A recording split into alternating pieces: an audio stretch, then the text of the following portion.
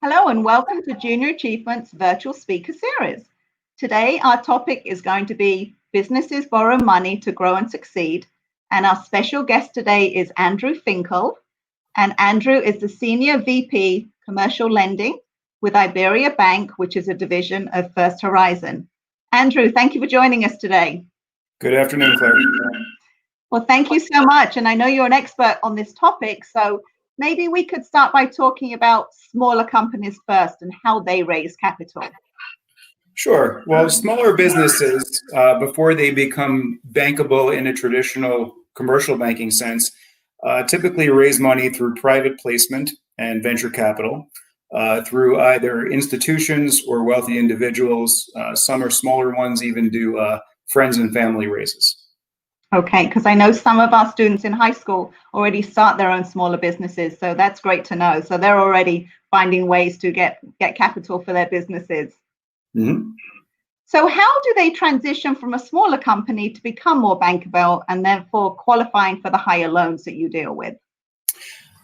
Most of the time in business has a big effect on that. Typically 3 years in business, showing a profitable business, a business that is surviving and flourishing, and then they can come to a bank to raise capital in the more traditional sense.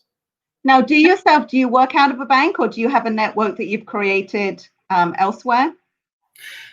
Most of my customers actually come to me through accountants and attorneys. Some we have just come in through other areas of the bank. But typically CPAs and attorneys have clients, corporate clients who have needs for financing, and then they will contact the bank on behalf of their client. Okay, because if I'm not mistaken, you deal with companies with millions of dollars. Typically, the companies that we deal with would be loan sizes from a low side of $3.5 or $5 million up to potentially $100 million. Wow. Okay. So how do commercial loans help companies grow? Well, a commercial loan provides something a lot of the time called working capital. Working capital is the money that a company would need to run their operations. One prime example of that would be a line of credit, a business line of credit. If you were a company and you were selling widgets, you have to buy the widgets from a manufacturer, which is your vendor. In essence, your vendor might want to be paid, let's say, in 30 days of sending you the goods. When you're reselling them to your customers, those widgets, you might give your customers 60 days or 90-day terms to pay you.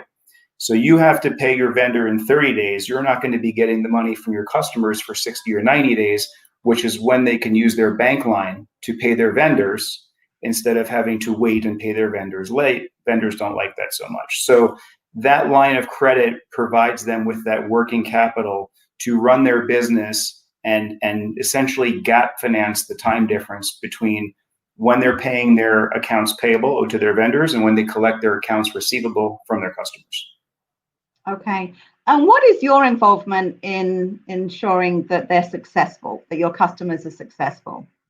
Well, when I meet a new customer, one of the things that I need to do besides learn their business and understand how it operates is also reviewing and analyzing their financial statements. And we have an underwriting department with underwriters and credit analysts that help that, as most banks do. But we need to kind of figure out how the business runs, understand the financial aspects of the company, and then we can help to figure out what type of loan product would best suit them.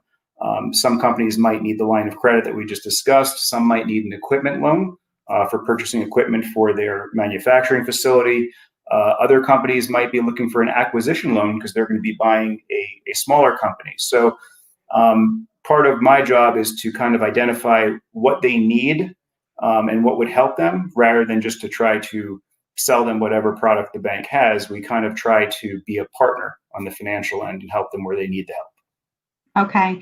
I know we caught the interest of many students when we talked about over $100 million. So I know their thoughts are already, so if you had a piece of advice, and I know you have children too, so if you had a piece of advice of children dreaming to be in a company and be in a position to come to you and talk about that line of credit or talk about a commercial loan, would you have any advice for them of where to even, I know it's hard to say where to start, but, I know keep dreaming is one of them. And, do you have any advice?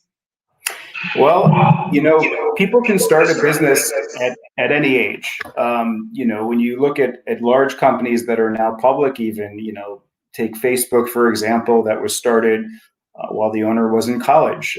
There are other businesses that I have where the owners were doing it during the summer when they were in high school, and they kept growing it and they expanded out. If you find something that you love and there is a market for it and there is a niche where you can succeed, stick with it. Try to grow. Try to focus on how a business can maintain throughout good periods and bad periods. I think that a lot of the time we find that consumables, whether it be anything from a food to a beverage to a product that somebody uses in their everyday life, creates a consistent need. Than something that might be just an idea for somebody to get it once and then they don't need it again. So I like the idea of something that has continued use associated with it, and then just grow as it permits.